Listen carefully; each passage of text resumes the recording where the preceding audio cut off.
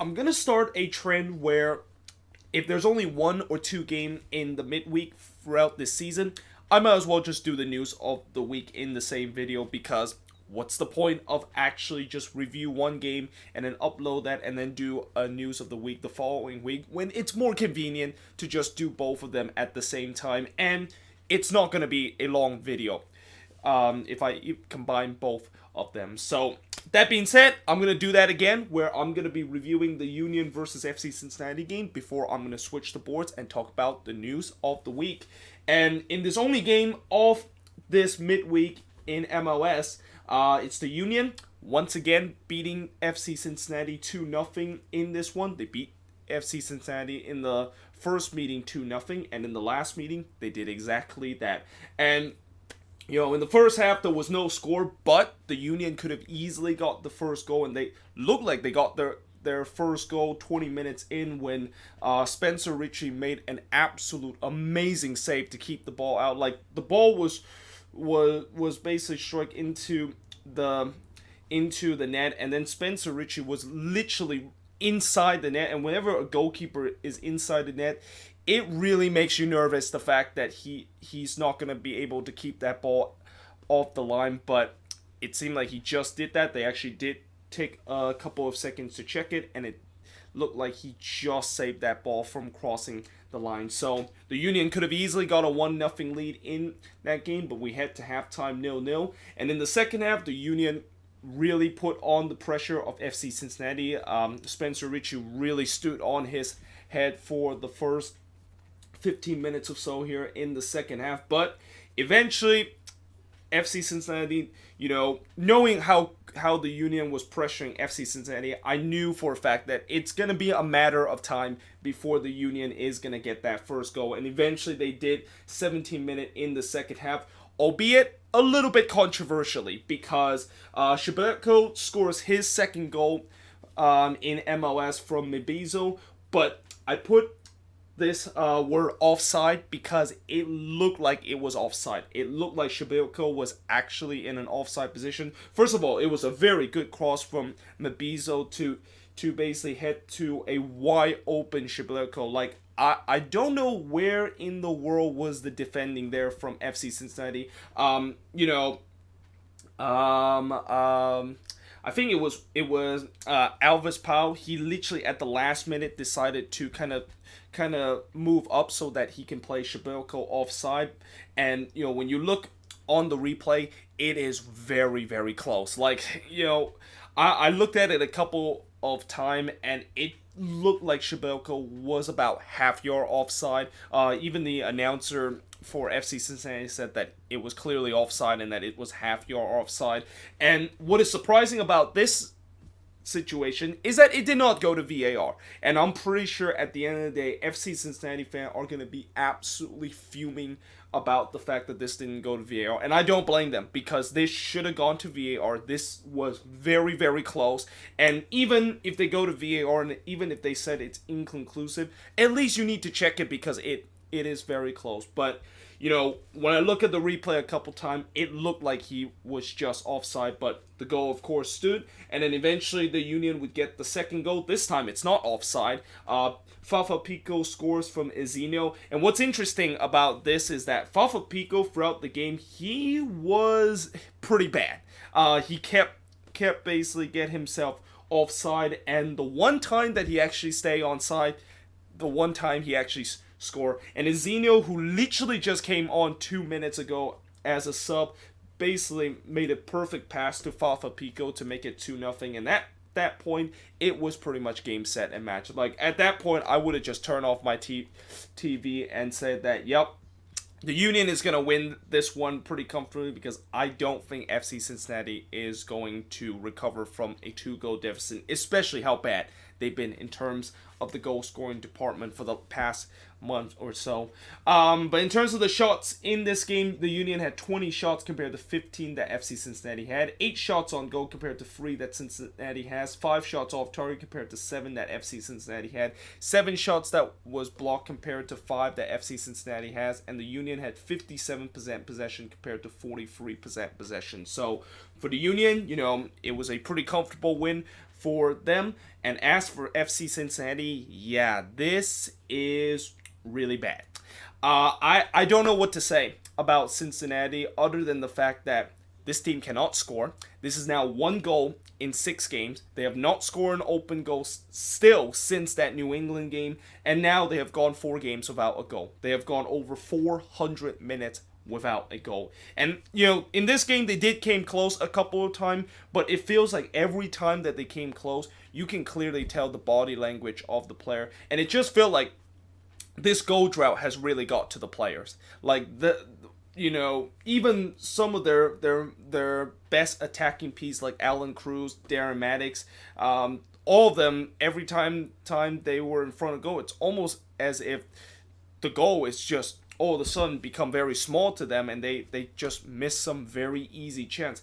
And that can obviously happen when you are enduring a goal drought, and unless if FC Cincinnati does not step out of this, I don't see how in the world. Like, I think for FC Cincinnati, in order to end a goal drought, and I always say this with teams that is enduring a goal drought, if you can score that 1 goal, if you can get 1 goal in this game, like even in this game, even if they lose this game, if they can get that 1 goal, it will really give a little bit more confidence and potentially end the goal drought, because all it takes is that 1 goal to basically feel a little bit better about yourself, and that's what FC Cincinnati does. Although I'm hope that 1 goal that they score won't be the next game, because they're playing my Quakes team next on Saturday. So yeah, that being said, let us now switch the boards now and talk about the news of the week.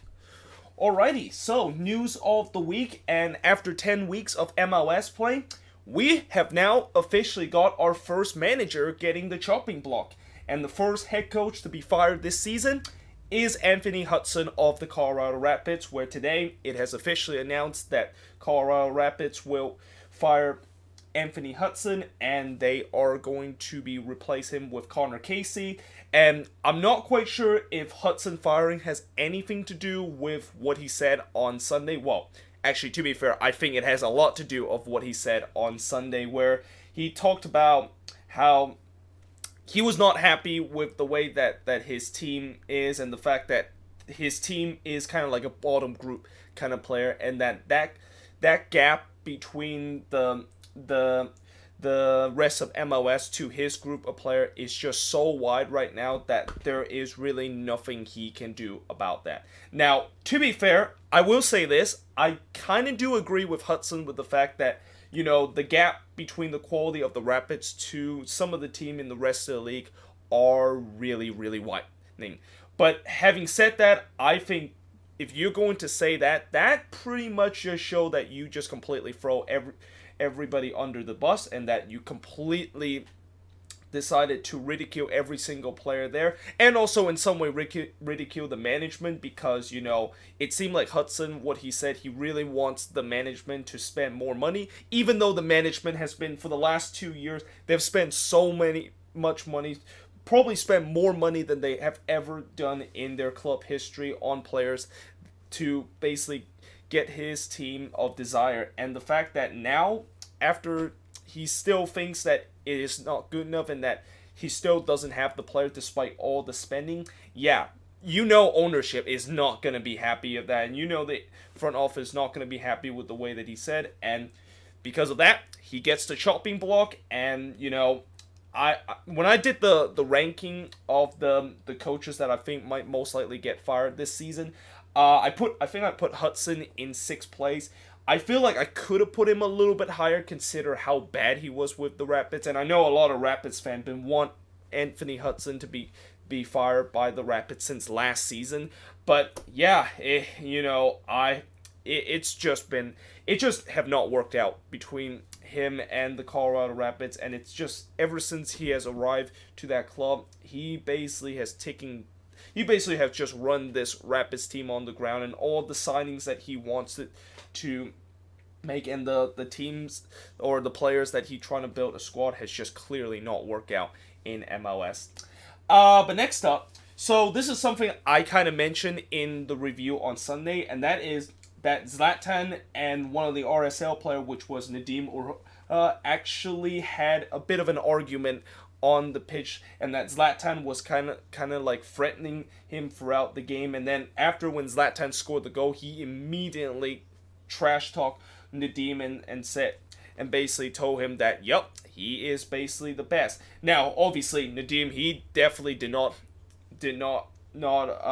approve of what Zlatan said, and he was very angry of the fact that Zlatan completely bullied him.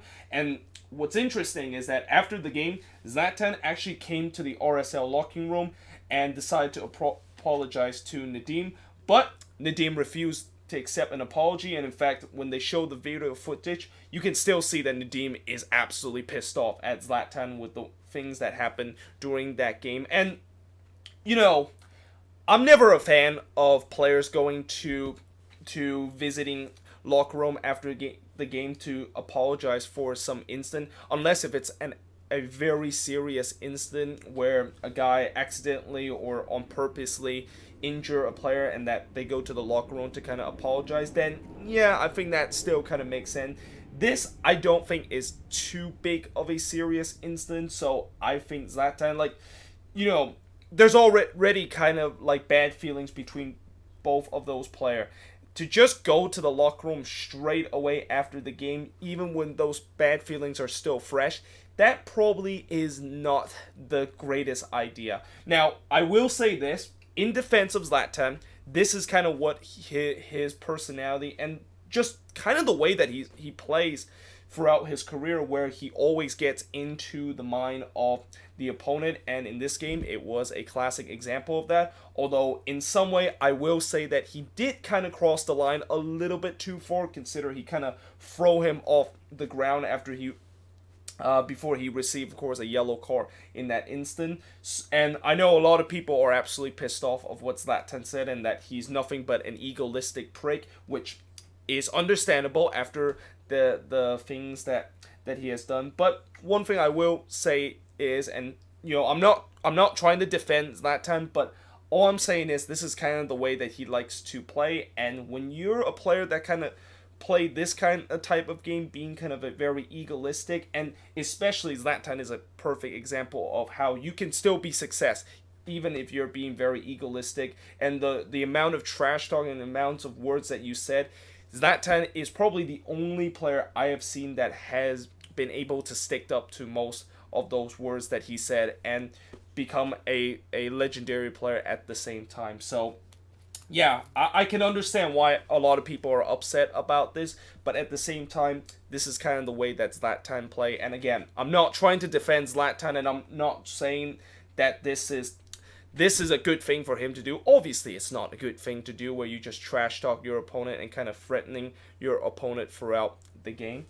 But next up, Christian Rodon red card has been rescinded by Disco. And before this news came out, I was actually about to start a rant at MLS Disco talking about why in the world did Disco decided to not only not rescind Christian Rodon red card, but also fine him for not leaving the pitch and unfailure to basically leave the pitch on time. Even though in that instant, when you saw how the referee of this game, Ted Uncle, basically waved his red card during that game, he basically waved it to nobody. And in some way, he kind of waved it in Kelvin Leerdam's situation, and Leerdam actually thought that he got sent off, and he was actually halfway to the tunnel and thought that he got sent off. But later on, they realized that it was actually Rodon, and actually Ted Uncle, as this whole situation was going, he was actually talking to the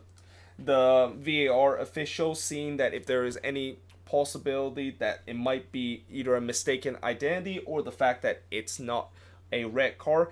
And after that, they said that it was still a red card, and that's when Rodon basically left the pitch. Like, I don't see how is that considered not being able to leave the pitch on time. I mean, I know that during that VAR, Ted Uncle did kind of told Rodon that he has been sent off, but he was also talking to the VAR, and Rodon, I mean, what can he do? He could potentially, like, if VAR actually did their job in that game, which like I said before, this was never a red card in my book. I mean, I think in the review, I kind of said that, it looked like a red card because of this kind of league policy about hands to the face, but the fact that, the hands to the face policy has been just so general, and it's not kind of like specifically talk about what happened if a player unintentionally decide to get their hands to the face on an opponent. That's why maybe this is a red card, and that they need to be more clarified. But after I watched a couple of times of this incident, yeah, there was no way that's a red card. Like, yes, Rodon did make a contact to Atuesta hand, and I haven't even got to the fact that Atuesta did not get fined for embellishment. Like, apparently, what I've seen so far from the league is that it seemed like every time they have been getting called right in terms of embellishment when the play happens, but when the play is dead, and like in this situation where, when the play is dead and then a player decided to get their hands on one of their opponent, and then their opponent basically decided to just went down like a sack of potato, like what Atuesta was in this situation. Apparently that's not embellishment because the play is dead. I don't think that's how embellishment policy works in MLS, and that just makes me very frustrated with Disco. And that's why I said that Disco is so inconsistent, because while they got the red card resented correctly, they clearly should have fined Atuesta for embellishment. And by the way, the only player that got fined embellishment this week was Nani, who, when you look on that replay, it's clear that he dived. But I feel like what Atuesta did in that game, I just cannot wrap my head around of how can you not call an embellishment. Like, Rodon barely made any contact to him, and it wasn't even intentional contact, and he just basically did a Neymar in that situation, and yet he does not get a fine. This is why I've been saying how Disco has been so inconsistent, and that I think, like last year when I made a rant about Pro, I'm probably going to do the same thing about Disco again this year if it continues like this. But next up, and speaking of Disco, as I mentioned, Nani, of course, is fined for embellishment. The other guy that also got disciplined this week was Kai Wagner, who have now been suspended an additional game for his serious foul play in the game against the Impact, where he got sent off late in the game. Evan Bush actually win MLS Player of the Week, and this is one of the rare time a goalkeeper wins Player of the Week. Usually, we do not see a lot of goalkeeper win Player of the Week, because usually Player of the Week are usually awarded to outfield player, and the fact that most of those players usually do, like, I'm not trying to downplay goalkeeper. Goalkeeper obviously is important for every team, and I've seen before where goalkeeper get like 10 save in a game, but they won't get Player of the Week, because if an outfielder player got like a hat trick or did some amazing thing, then yeah, they would have got the Player of the Week over the goalkeeper. But this week, it's a little bit different, and I will say that Evan Bush definitely had a good game in these last couple of games, earning back-to-back shutout, but he didn't really made a lot of big save. I mean, he did make some save in those two games that Montreal play in the midweek, but it wasn't that much. Like, I know in New England, he didn't even make a save because New England didn't get a shot on target, and then, in the last game, he only made like 3 saves in the game, and yet he won Player of the Week. And Shea Salinas, once again this week, was nominated as the Player of the Week. And although Shea did not have a good game against Dallas, I feel like maybe he should have won it because of those 2 goals that he scored against Seattle. And it was a very wonderful goal that he did. But that being said, congratulations to Evan Bush winning Player of the Week, and one of the rare times that a goalkeeper actually won Player of the Week. But next up, Sporting KC. Oh boy, their injury crisis has really reached a new height now, because yesterday Peter Vermes says that he has to cancel training because only 6 healthy player is on the roster right now for Sporting KC.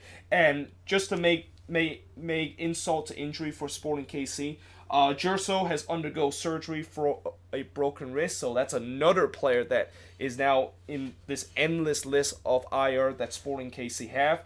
And yeah, I mean, right now, Sporting KC, they are just like I see that there are a couple of people that say, well, the reason why they are getting this kind of injury bug and they're suffering this injury crisis is because Peter Vermees pretty much burned out his squad when they were playing in MLS and CCL, and that Peter Vermees barely rotate when they were going CCL and MLS kind of at the same time, and that's can happen when you decided to just kind of like put like decide to burn your squad every single weekend and ask your team to play free games in 7 day almost every week continuously. But at the same time, although that kind of does make sense, the fact that I feel like he has definitely run his team off the ground, I just think Sporting KC has been just incredibly unlucky. Like injuries, you never want to see it happen, but sometimes it's just very unlucky, and it doesn't take a lot for a player to get injured. And right now for Sporting KC, unfortunately, they're just getting hard luck and kind of been snake bit this year in terms of the injury crisis. And I think this is probably the first time I ever seen a coach decide to cancel training because of the fact that there's so many players that's been injured. Like when that happens, that the injury crisis for Sporting KC has reached a new height and reached a level that we have never seen before. And it's going to be interesting to see what they're going to do against Atlanta United. Now, obviously, one thing about MLS is that if you do not have enough players to be available in the starting 11, MLS have a rule where you can basically loan some of the affiliates team, which in this case is Sport Park Rangers for SKC, to be loaned in the starting 11 and play in that game. And I'm pretty sure SKC is going to call a couple of Sport Park Ranger player up for that game against Atlanta because they just have nobody that is healthy in this team. But yeah, I mean, I really feel very bad for Sporting KC right now, and now it just makes me feel even more bad the fact that I predicted them to finish first in the Western Conference, and man, I cannot wait until the end of the season where I'm going to get so much prediction wrong, especially the Eastern Conference. I'm going to get so much wrong in the Eastern Conference with the way how the East has gone. But finally, in the news of the week, MLS and Twitter has reached a content agreement through the 2022 season. So, on one hand, this is good news because, if you, of course, since ESPN Plus, for whatever reason, have this blackout rights kind of apply, and how sometimes when I want to watch Quakes games when they're on the road, I can't watch them because they're blacked out, but when they're on Twitter, it's not blacked out. I can still kind of watch them play. So that obviously is the good news. The bad news is Twitter has just been watching MLS on Twitter is just unwatchable. I mean, not only the streams are terrible, but the commentator are just goddamn awful. Like every time when I realize that there is going to be a game on Twitter, I basically I either watch the Univision broadcast and just watch the commentator kind of they don't speak English, they just speak Spanish, and I don't understand Spanish, but at least it sounds more kind of pleasing, and it sounds more kind of watchable as a fan. Whereas if you watch Twitter and you see these two kind of guys that clearly are fluent Spanish speaker, and that English language is kind of like their second language, they just kind of makes things a little bit weird, and it feels like they're trying to do something with what they're trying to do when they do broadcast with when they try to do broadcast and they of course speak Spanish. I think they're trying to translate the same way in English, and that while it might work with people that understand Spanish and watch the game like that, it does not work when you try to translate that and you trying to say it to an English kind of audience. And I think that is what is the case in this situation. And yeah, I mean, the bottom line is it's very unwatchable, and also it's just the commentating is just god awful, and half of the time they don't even pay attention to the game. They keep staying off topic about games, and even half of the time they seems very biased in terms of talk about the team. I remember last week when Dallas and the Quakes play, throughout the whole stream, they just talk about Dallas. They didn't talk a single thing about the Quakes, or well, they did when the Quakes are on the ball, but they didn't talk anything about the Quakes of how they have a chance to win. They just keep saying that Dallas basically will win, and it just felt like a very Homer kind of Dallas stream the way that I watched the Quakes and Dallas play on the Twitter stream last week. So, yeah, there you have it. That is pretty much it for the news of the week. Let me know in the comments below, what do you think of this week news of the week? And yeah, hope you guys enjoyed this video, and I will see you guys next time.